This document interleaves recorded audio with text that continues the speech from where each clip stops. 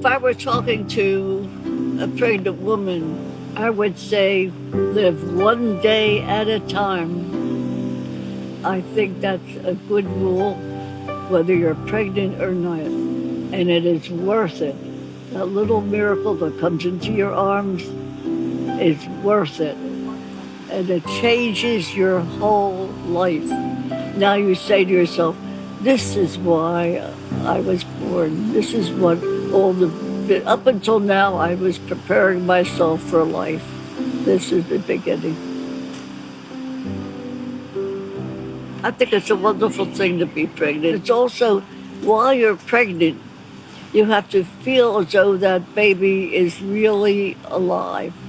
Sing to the baby and talk to the baby and do all the things that are pleasant, and you need to relax. That's very important because that's why some children are born nervous and other children are born happy. And if you're lucky and your children are good, well, you'll make them good. And don't wish the time away. And when the baby is born, don't say, well, I can hardly wait until he sits up. And then when he sits up, oh, I can hardly wait until he walks. Just enjoy each thing as it happens. They're little miracles, those little babies. And you'd be surprised how much more they know than you think they know. If you ever watch a baby in the market, say, and how busy they are, looking around and seeing everything with their eyes wide open, and they're taking it all in. So be careful what you say to your husband in front of your little babies. Because they're smart. Those little babies are smart, and they absorb it. And you'd be surprised how much they know. And you'll love being a mother. I know how I felt. I felt that my life really didn't begin until I had children. Up until then, I was preparing for it. Well, I gave birth to 2 children, and they were close to 6 years apart. So it was an entirely different situation.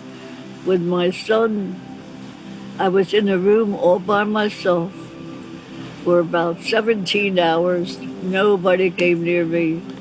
I was so thirsty, I thought I wasn't allowed to drink.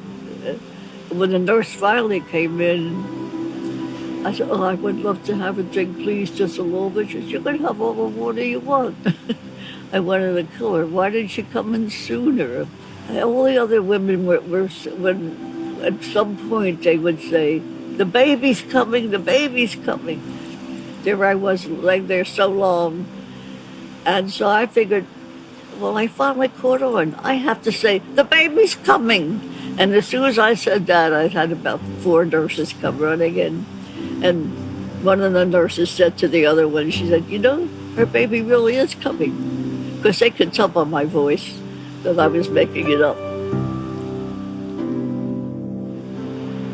It was wonderful. It was wonderful looking at that little fellow with all the dark hair and looking up at me and said, oh, this must be the lady that born me.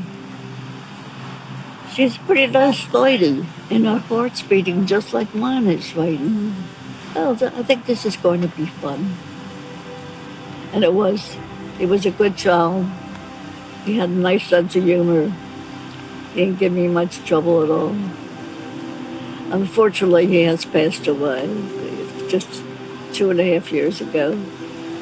I think about him often, and I figure, well, he's with my mom and with my grandmother. And I think before I only used to pray to my grandmom. Then when my mother left, I prayed to both of them. So now I pray to all 3 of them. I never, ever expected to live this long. And I don't think my daughter did either. My poor daughter Joan, she really takes care of me. She's the mother and I'm the daughter.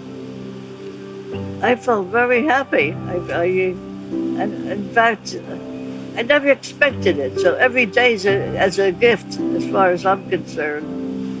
And Joe and I both, he's 107. And if we die tomorrow, that's fine.